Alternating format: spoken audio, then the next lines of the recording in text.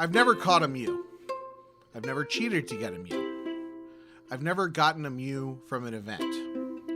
I've used strength on the truck in Vermilion City so many times. I beat the Elite Four 15 times without going to a Pokemon Center. Was that to try to get Mew or Peekaboo? I'm not sure. Anyway, I did all the things your uncle who works for Nintendo told me to do. No Mew. Welcome to Beyond Bulbasaur. Of course, today we are talking about Mew. It looks like even after all these years, Mew is not available natively in any of the games. The easiest way to get him now would be by buying both Let's Go Pikachu and Brilliant Diamond.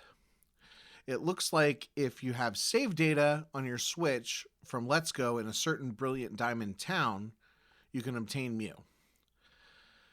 It's kind of lame, but it's cool that he's remained mysterious and unobtainable outside of events even all these years later. Of course, I wrote that first bit a week or two ago before I learned the truth. My wife just caught her last legendary bird in Pokemon Go, making her Kanto Pokedex hit 151. That's right, 151. After all these years, completing the campaigns in 9 out of 10 generations of Pokemon, and even spending a fair amount of time in Pokemon Go myself, it was my wife who couldn't name a single Pokemon that didn't appear in Super Smash Bros. When I met her, who completed her Kanto Dex and caught Mew first. Currently spiraling just a little bit. Should I lock myself in a room with 2 Game Boys for a month until I manage to complete the decks? Can I even still trade in 3DS games if I wanted to go with that route?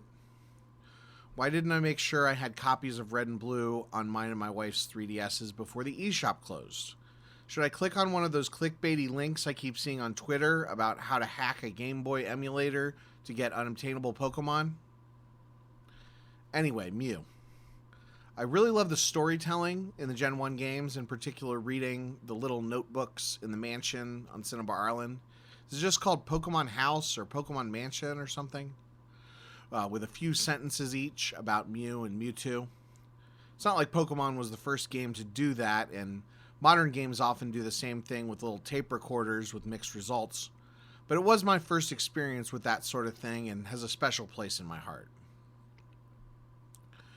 Finally, you couldn't talk about Mew without mentioning the first movie. Seeing Mew and Mewtwo duke it out DBZ style was great. And the whole Pokemon aren't meant to fight, not like this thing, gets me every time.